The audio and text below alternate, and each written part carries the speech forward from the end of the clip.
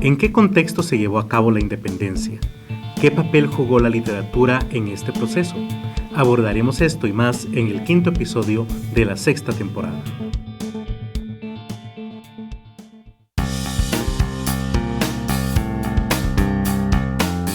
Aquí comienza Charlas Literarias, un espacio para hablar de libros y literatura.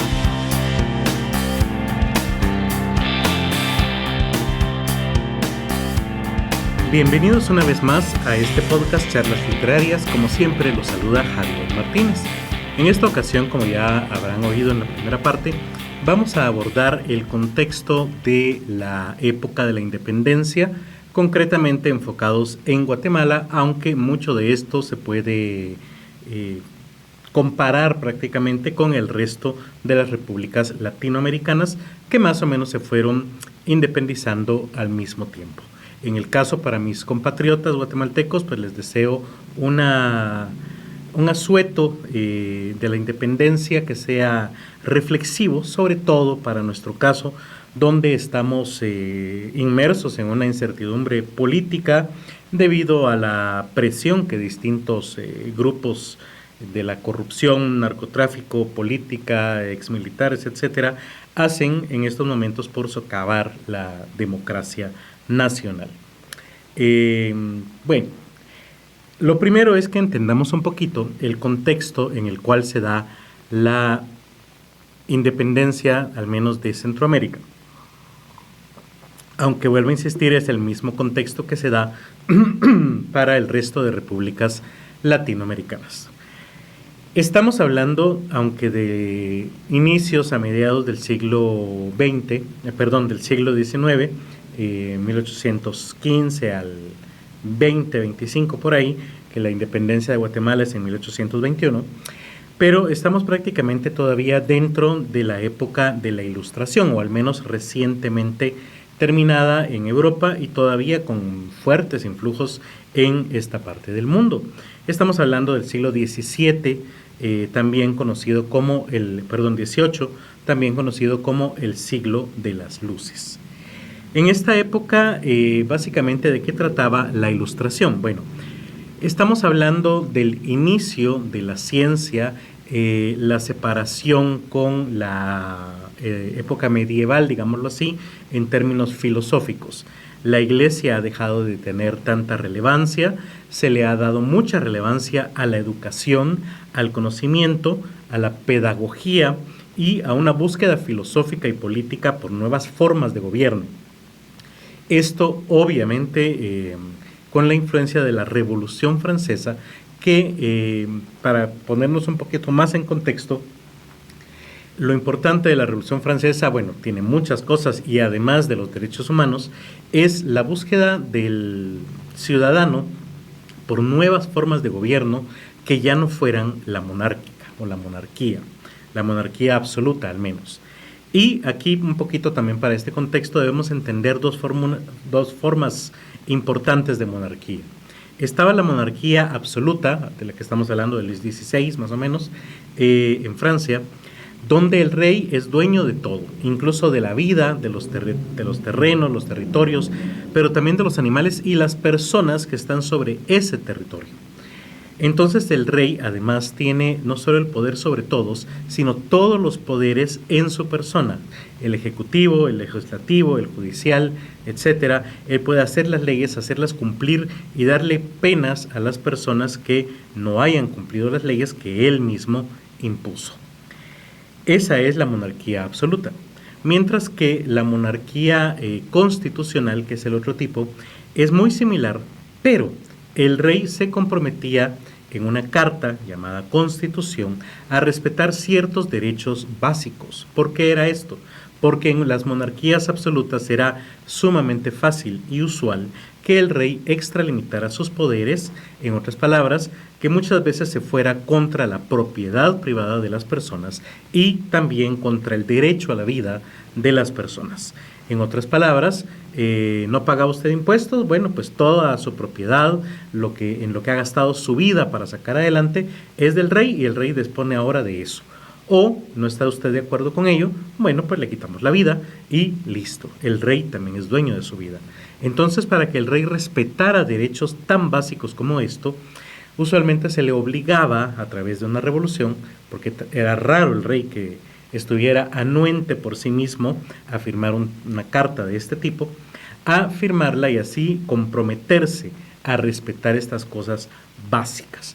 Muchas veces también se le obligaba a respetar los derechos políticos de ciertas personas o de personas con ciertos rangos, como los nobles o los nuevos ricos que estaban surgiendo gracias a la revolución industrial, o sea, los burgueses, que básicamente estamos hablando de una revolución que trata de darle a estos burgueses precisamente más derechos. Y la Ilustración tenía mucho que ver con esto también, porque el rey, como monarca absoluto, podía decidir quién desempeñaba ciertos cargos. Muchos de estos cargos eran varias veces vendidos, o en el mejor de los casos, el rey decidía quién lo asumía. Ese decidir quién a veces sí era por una compraventa del título o del cargo, pero en otras ocasiones pues obviamente era su amigo, su pariente, alguien de la nobleza, quien no solo no tenía estudios sobre el tema, sino falta de interés. Por ejemplo, podía él decir, bueno, mi primo Pepito es muy bueno para los negocios, él va a ser el ministro de, no sé, de finanzas, ¿sí? Y esta persona de pronto no quería, no le interesaba, no tenía la preparación para poder serlo, en comparación de los burgueses que ahora estaban asistiendo a la universidad y estaban obteniendo títulos precisamente que demostraban su conocimiento sobre el tema y que sí, muchas veces sabían mucho más que el noble que estaba desempeñando el cargo, única y exclusivamente por cuello, como decimos en Guatemala, o por designación, por ser pariente o amigo del rey. Todo esto básicamente era parte de la Ilustración. Y dentro de este contexto, que obviamente nace en Francia, Francia está ampliando sus fronteras, convirtiéndose en el imperio napoleónico, al punto que llegan a invadir España, y es en ese momento, con las Cortes de Cádiz precisamente, que España pide ayuda a sus colonias. Las colonias pues no solamente estaban sometidas a la metrópoli, sino que económicamente estaban muy mal y lo peor era que no podían comerciar entre sí. Digamos, la Capitanía General de Guatemala no podía comerciar con el Virreinato del Perú o Virreinato de la Plata, o el Virreinato de la Nueva España, México, porque estaba prohibido. Cualquier producto, por ejemplo, guatemalteco, tenía que llegar a Sevilla. En Sevilla se le ponían impuestos y luego regresar a Veracruz, por ejemplo. Cosa que era un viaje sumamente largo, lo cual encarecía, por supuesto, el precio de los productos. Eso sin contar o tomar en cuenta que los criollos, que eran los hijos de los españoles nacidos en América, no podían acceder a cargos políticos importantes, ni políticos ni militares, dentro de la administración colonial. Es por eso que en las Cortes de Cádiz, cuando España le pide apoyo económico y militar a sus colonias americanas para defenderse de la invasión española, estas colonias empiezan por solicitar, si no la independencia, por lo menos mayores facilidades económicas, políticas, y España se las niega. Ante esta negación, las colonias empiezan a independizarse y dejan a España sola a su suerte ante la invasión napoleónica. Esto nos va a llevar a que en América los países recientemente independizados tienen un grave problema. El primero es que todavía no saben cuál nueva forma de administración estatal van a tomar ahora que son países independientes. Y sobre todo recordemos pues que la gente no es como que se le cambie un chip y ahora son país independiente y listo. No, las personas habían sido educadas no solo durante toda su vida, sino durante generaciones para serles fiel al rey de España. Y esta independencia, que además fueron solamente pequeños grupos los que tomaron la decisión, generó mucho cargo de conciencia, mucha duda, mucho problema ético entre las personas que habían sido educadas para ver en el rey a la máxima figura de autoridad y cualquier intento de independencia como una grave traición a la monarquía. Así que estas repúblicas independientes pues realmente tenían un tremendo complejo de culpa. Y es por eso que países como México buscan una nueva monarquía constitucional, siempre dentro de la Casa de los Borbón, y le ofrecen así a uno de sus descendientes la monarquía a cambio de que venga a reinar a estas tierras. Así sucede, y al ver esta característica en México, la Capitanía General de Guatemala decide rápidamente sumarse, al menos en un año, a este imperio mexicano, y nos anexamos a México durante un año y piquito. Poco después nos damos cuenta que a México y su imperio y su monarca pues no les importamos, no nos ponen mayor atención, no invierten en nosotros, no les interesa prácticamente nuestro territorio, así que poco después de un año nos independizamos también de México y conformamos la Federación Centroamericana, más o menos copiando bastante la forma de organización de los Estados Unidos de Norteamérica. En este contexto, al hablar entonces de literatura independencista, debemos, o yo al menos la voy a partir en dos. La literatura que estaba en boga justo antes de la independencia y el tipo de literatura que se hizo justo después y los siguientes 50 años de la independencia. O sea, estamos hablando más o menos de 1810 a 1820 y después de 1825 a 1875, más o menos, para que nos ubiquemos en los tiempos. En esta primera etapa, antes y durante la independencia, estamos hablando, al menos en la literatura, del movimiento neoclásico. Como se dan cuenta, neo significa nuevo y clásico en literatura, al menos, siempre hace referencia a la literatura clásica o greco-latina. O sea, estamos hablando de los antiguos griegos y del Imperio Romano. Y pues bueno, efectivamente, esa era el tipo de literatura a la que se aspiraba durante este movimiento. Su objetivo era traer de nuevo la antigüedad al presente. Recordemos que estamos hablando de un presente del siglo XVIII y XIX. Este tipo de literatura retomaba las estructuras clásicas grecolatinas en cuanto a sus versos, métrica, rimas, así como los fines didácticos de la literatura latina. Ya he abordado esto en episodios anteriores. Para esto se utilizaba un lenguaje cuidadoso y culto, sobre todo para desarrollar temas filosóficos, históricos, que desarrollaran la razón y la educación, ¿sí? Obviamente, en la literatura, entonces, se prefería la defensa de las ideas, sobre todo aquellas relacionadas con el positivismo, que apenas empezaba a desarrollarse en América, descendiente directo, obviamente, del racionalismo, y se dejaba por un lado bastante la ficción artística. Y es por esto que en cuanto a géneros literarios se desarrollaron mucho más el ensayo y la oratoria, y esto llevó a caer prácticamente en un panfletismo, o sea, lo que conocemos también como literatura comprometida con un ideal político. En otras palabras, la literatura de aquella época estaba más relacionada con defender ideas, muchas de ellas políticas, que con el goce estético. A nivel mundial estamos hablando de autores como Voltaire o Molière, pero concretamente en Guatemala, autores como Fray Matías de Córdoba, quien escribió la fábula de la tentativa de León y el éxito de su empresa. Muchos guatemaltecos hemos leído y releído esta obra en la primaria, y cabe la pena mencionar que es una fábula. Y es que la fábula precisamente estaba muy de moda dentro de los neoclásicos porque se consideraba bastante pedagógica. Al tener una moraleja bastante clara, nos permitía reflexionar y dejar en claro la intención del autor. Y con esto educar, digámoslo así, a la población. Y es que dentro de la idea de la ilustración este era uno de los principales objetivos. Se veía en la educación uno de los principales motores, cosa que todavía somos herederos actualmente en el 2023, uno de los principales motores del desarrollo económico y social.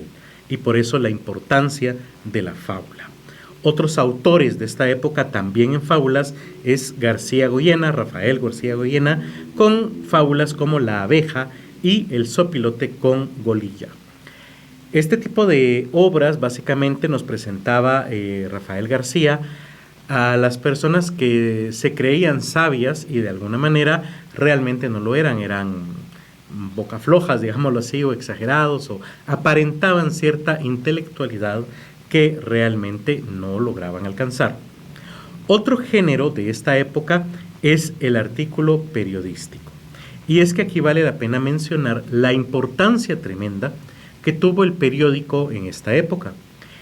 Ya existía, por supuesto, la imprenta y el periódico, pero el periódico fue el principal medio para defender las ideas de independencia y también, por qué no decirlo, para exponer en los conservadores los principales miedos y problemas que una independencia pudiera acarrearnos.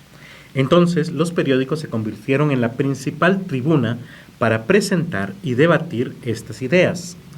Concretamente, en el caso de Guatemala tenemos a José Cecilio del Valle, quien primero funcionó como censor en la época colonial de la Gaceta de Guatemala y posteriormente, ya convertido en un defensor de la independencia o de ideas al menos independencistas, se convirtió en columnista de El Editor Constitucional y poco tiempo después, precisamente porque sentía que el Editor Constitucional no era tan radical como él hubiera querido, fundó su propio periódico llamado El Amigo de la Patria. Otro personaje importante también es Pedro Molina, precisamente fundador de El Editor Constitucional, con el cual trataba de ser todavía más crítico que José Cecilio del Valle. Acerca de este tipo de literatura la pueden encontrar en el episodio 7 de la primera temporada, donde ya hablé acerca de la literatura guatemalteca colonial, el cual lleva el mismo nombre del libro que está publicado como un compendio de la literatura de aquella época bajo mi dirección en la editorial Kazam A. En este caso lo llamamos literatura guatemalteca colonial, pero corresponde obviamente a los últimos momentos de la colonia, ya prácticamente inmersos en las luchas independencistas. Claro, en Guatemala no fue una lucha armada, obviamente, pero sí fue una lucha intelectual que se llevó a cabo precisamente en los periódicos de los que estaba hablando. Una vez alcanzada la independencia, cambiamos, digámoslo así, obviamente aquí aclaro que los cambios de un movimiento a otro no son tajantes, no es como que el 16 de septiembre de 1821 ya entra otro movimiento literario, no, obviamente cada uno de estos se traslapan, pero podemos hablar de que empieza a existir ya un movimiento romántico en Latinoamérica o al menos en Guatemala. Básicamente, cuando abordamos ya el romanticismo, estamos inmersos en las luchas federales, o sea, de la Federación Centroamericana, entre conservadores y liberales. ¿Qué era lo que estaba pasando? Como les dije, se trató de imitar una organización muy similar a la de Estados Unidos y eso nos llevó precisamente a una guerra interna muy parecida a la Guerra de Secesión. Obviamente aquí no tenía nada que ver la esclavitud, pero sí la política de los distintos estados y la importancia que cada uno de ellos tenía para la federación. En otras palabras, se le dio mucho poder a las gobernaciones locales, digamos a Nicaragua, a El Salvador, a Honduras, y poco poder a la federación en general. En otras palabras, cada una de las provincias que conformaba la federación, Guatemala, El Salvador, Honduras, Nicaragua, etcétera, hasta Costa Rica, tenía un gobernador. Este era el encargado de lo que ahora sería ese país, pero encima de ellos debía estar el presidente de la federación.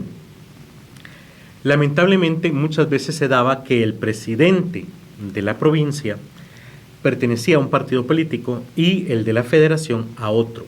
Y esto los llevó a enfrentamientos incluso armados, ¿sí? Entonces, ¿qué partidos políticos eran? Pues los mismos que ya estaba mencionando. Liberales contra conservadores. Y esto, en la época del romanticismo, llevó a que muchos escritores siguieran prestando su pluma para defender uno u otro partido. Así que ya que el romanticismo se trata de defender ideales. Los ideales defendidos durante esta época en América fueron precisamente los correspondientes a cada uno de los partidos.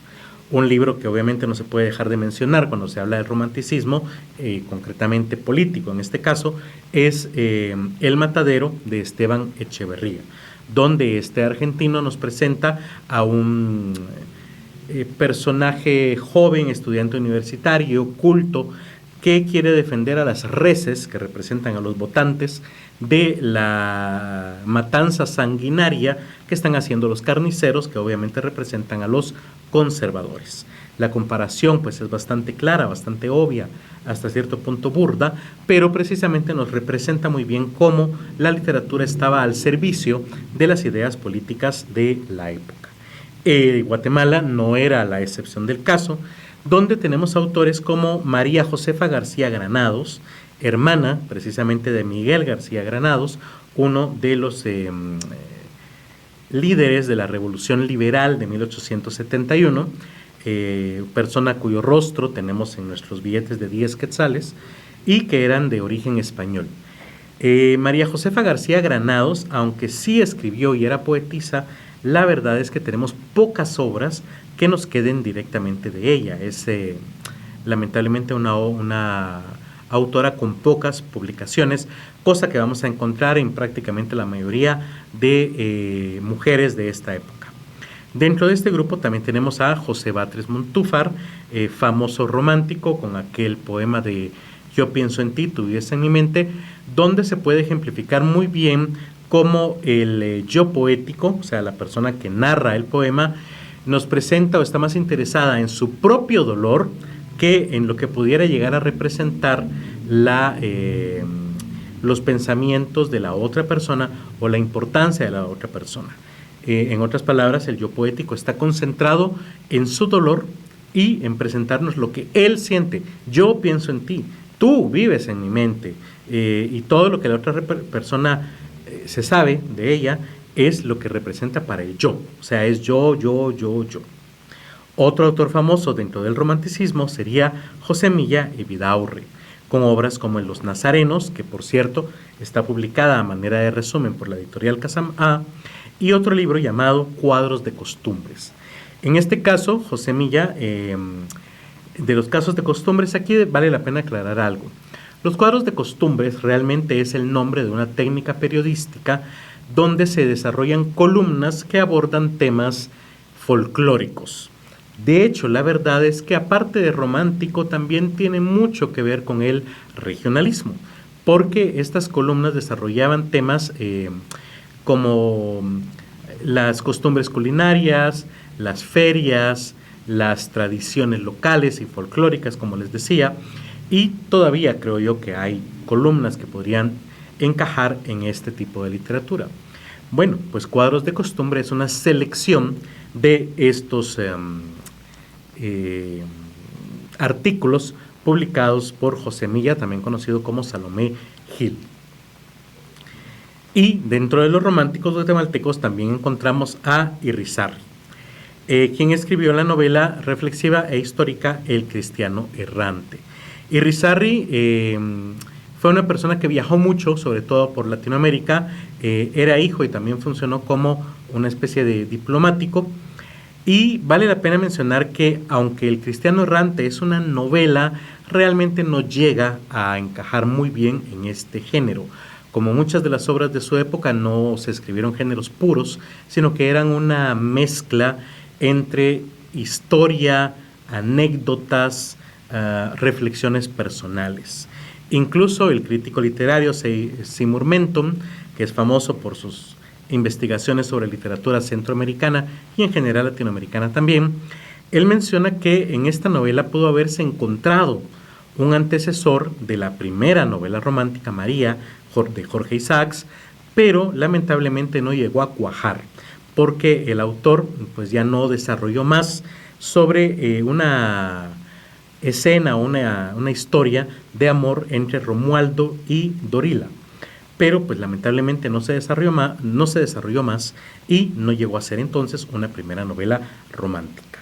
Si quieren saber más sobre María y el romanticismo, les recomiendo escuchar el 6º episodio de la 4ª temporada de este mismo podcast. Y por último, ya acercándonos al siglo XX, en los últimos años del siglo XIX, cabe la pena mencionar que llega el modernismo a Guatemala directamente de las manos de Rubén Darío, su creador. Rubén Darío, nicaragüense, aunque ya para esta época Nicaragua y Guatemala se habían independizado, separado de la Federación Centroamericana, viene a vivir a Guatemala y también pocos años después, está por muy poco tiempo, pero su presencia es muy relevante, José Martí, el cubano. La presencia de estos dos grandes líderes del modernismo entre la élite culta y los escritores de Guatemala, o al menos de la ciudad capital, tiene una enorme influencia, sobre todo en autores como Enrique Gómez Carrillo, quien tal vez es el más importante de los escritores modernistas de este país. Sin embargo, hay otros como José Joaquín Palma, autor del himno nacional, Máximo Jotosol y María Cruz, quien era hija de un famoso y acaudalado abogado, tras cuya muerte empieza un periplo por conocer muchos países, sobre todo del Lejano Oriente, e incluso llega a visitar la India, donde escribe y publica después en Francia su libro Cartas de la India. Si quieren saber más acerca del modernismo, los invito a escuchar el episodio número 12, también de la 4ª temporada. De esta manera, pues, vemos que hay 3 corrientes literarias que están alrededor de la época independentista en general de América Latina y también para Guatemala. Antes y durante la independencia es el neoclasicismo y poco después de la independencia, pues no podemos negar la importancia del romanticismo y posteriormente del modernismo para entrar ya directamente en el siglo XX. Espero que les haya gustado este episodio.